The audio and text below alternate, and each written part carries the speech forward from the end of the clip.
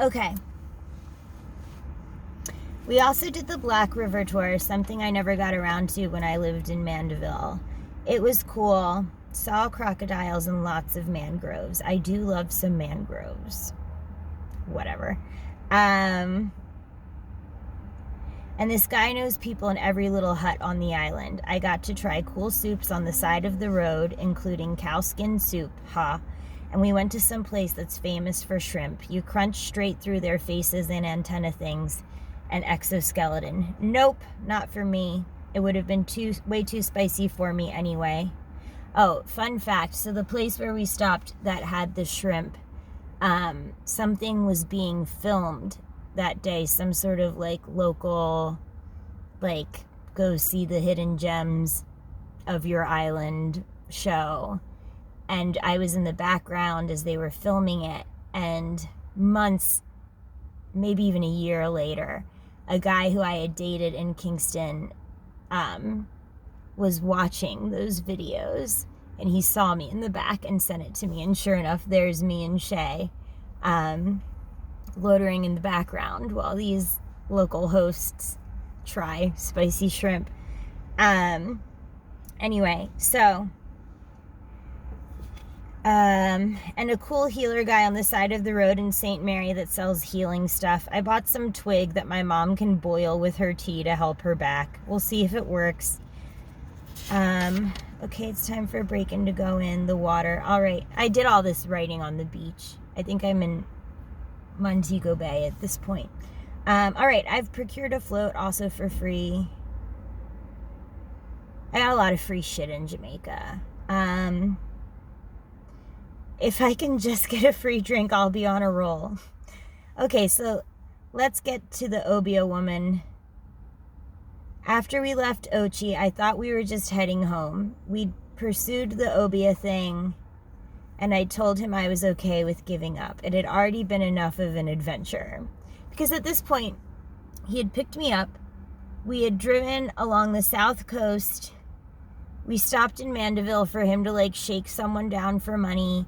We slept in Treasure Beach. The next day we went to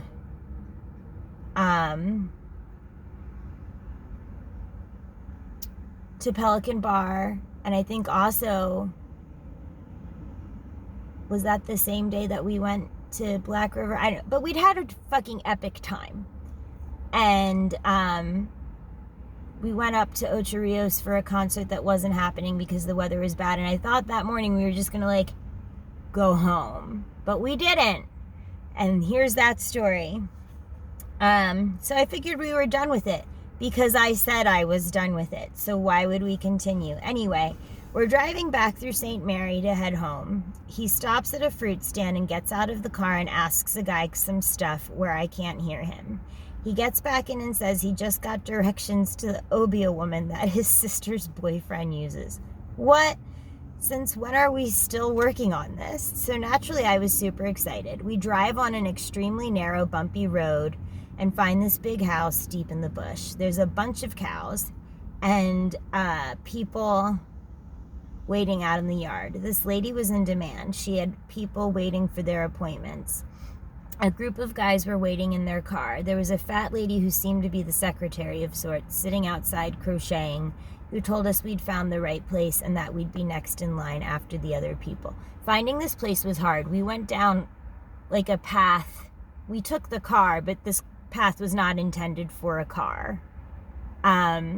This was deep in the fucking bush up on a hill. She told us we'd found the right place and that we'd be next in line after the other people.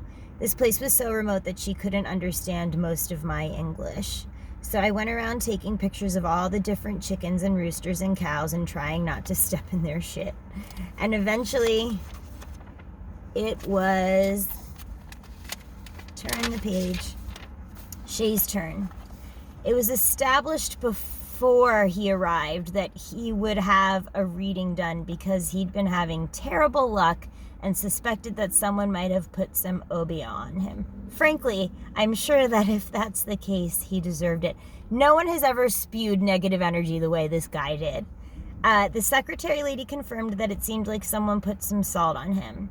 On the first day, Shay had told me about his sister's boyfriend, who is ass deep in Obia.